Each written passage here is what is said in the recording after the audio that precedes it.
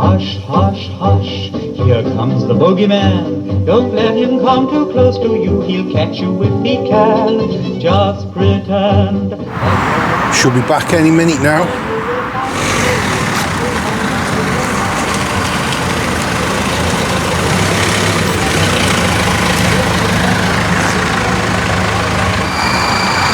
Very well, brother. I've got the van. Bogeyman will think you are an elephant with wings. Hush, hush, hush, here comes the bogeyman. Nobody's sure exactly where the tradition of carving pumpkins came from. You will never guess that they are only made of lead.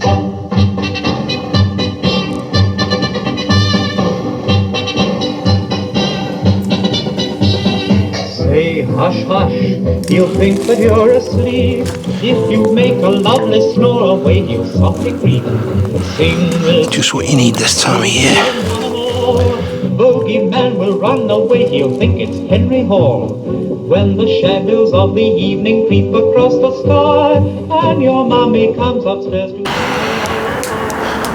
Hello everybody, welcome back to the channel. It's been a while since I've made any videos.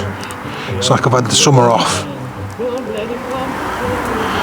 Well, I've not had the summer off.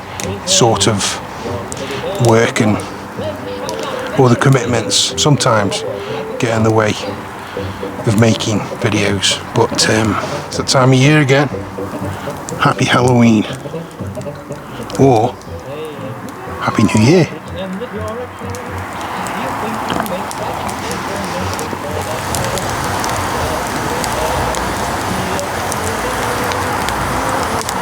I just thought I'd bring you up to speed on some developments that we've had on the channel. Not really a change in direction or anything, but just a change to the format. I think the biggest change to the channel came about when I was thinking about Scooby-Doo. Well, it's Halloween, isn't it? And I thought, Scooby-Doo and the gang always seemed to be getting in all kinds of scrapes, and they were always in the right place at the right time, or the wrong place at the right time, where they see all these ghosts and weird goings on. I know it's some bloke in a mask, but what occurred to me was they have a van, they have their own mystery machine, and I think that's the biggest change that we've made to the channel, and that is we've got a van. Now we're going to turn it or convert it into a nice little stealth camper, so we can go on these adventures, so we can strike while the iron's hot. We've got the free time, let's go.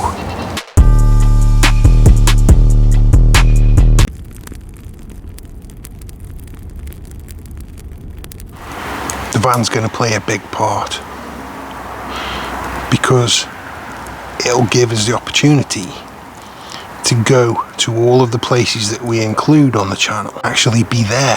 Stonehenge, like Whitby, Daltor or Avebury. Paranormal investigations, things like that.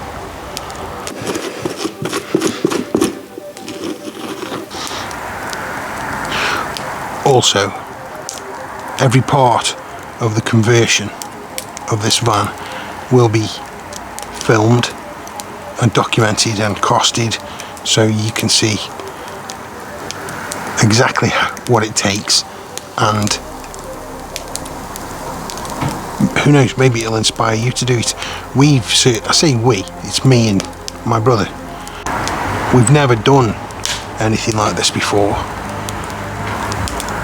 but we have gained a lot of skills over the years making things, so we can use them all in converting this van.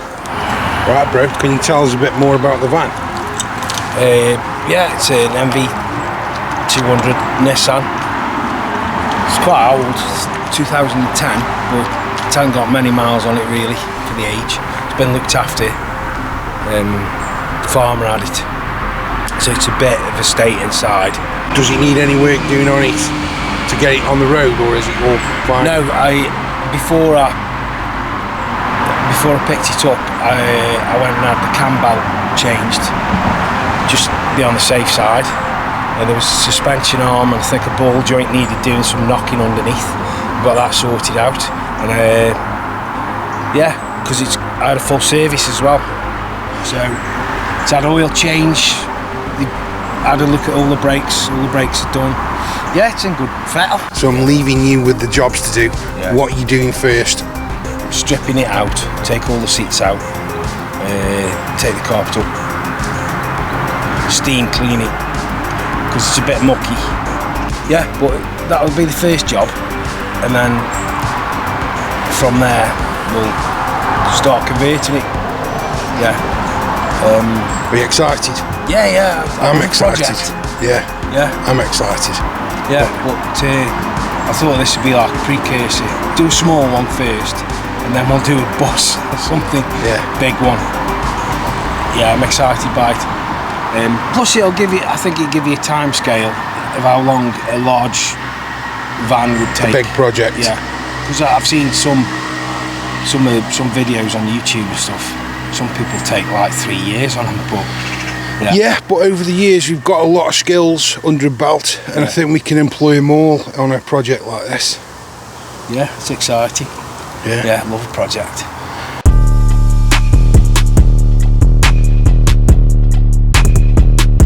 Nobody's sure exactly where the tradition of carving pumpkins came from.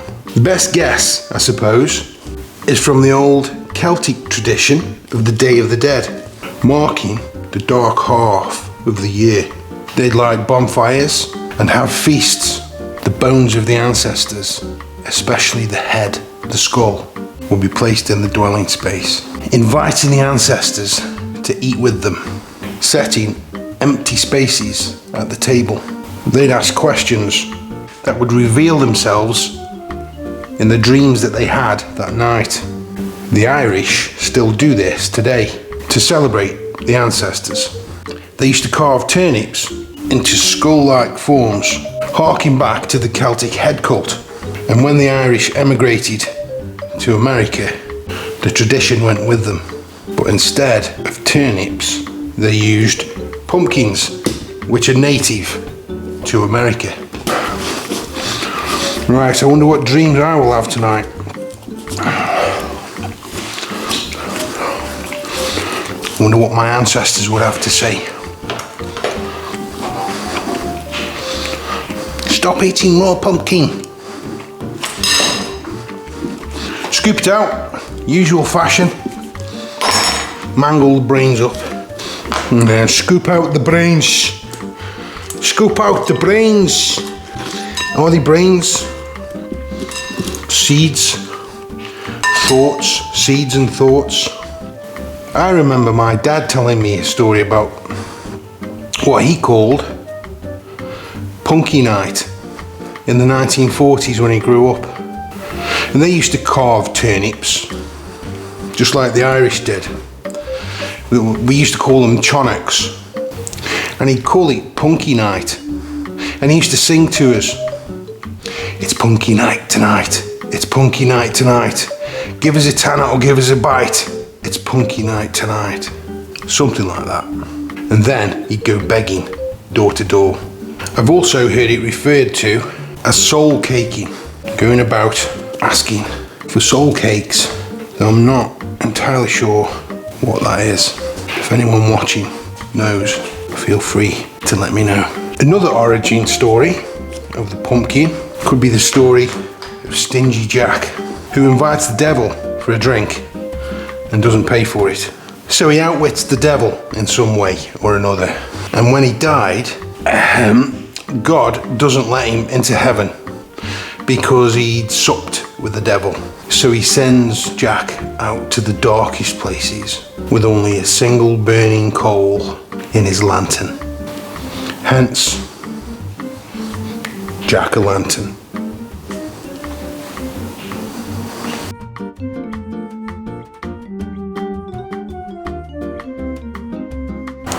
Obviously, with the new content, we're going to be learning some new skills as well, such as talking to camera. We haven't done a lot of that up until this point. Editing, cutting out the chaff. There's probably going to be a fair bit of chaff that we need to cut. Using cameras, getting better cameras, learning how to use the cameras, because I'm sure shooting at night time like this at the light of a shed and a fire isn't the ideal.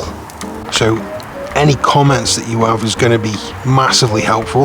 We would love it if you would leave comments, and we will, and we do read all of them, and we will get back to you with them. Watch out for some upcoming films such as The Folklore of the Cuckoo, fascinating subject, and a recent location report from Avebury that we did. Superb, we've got the perfect day for it, got some great footage. So join us as we build our own mystery machine. There'll be food and drink and ghosts, and perhaps even a few murders. You're all invited. If you like what you've seen, please subscribe.